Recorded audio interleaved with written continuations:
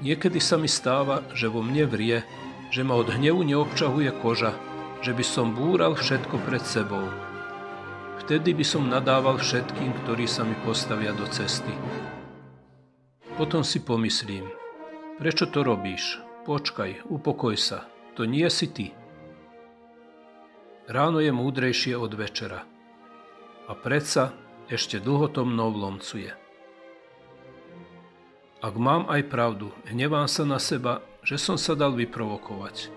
Ľutujem, že som povedal to, čo som nikdy nechcel povedať.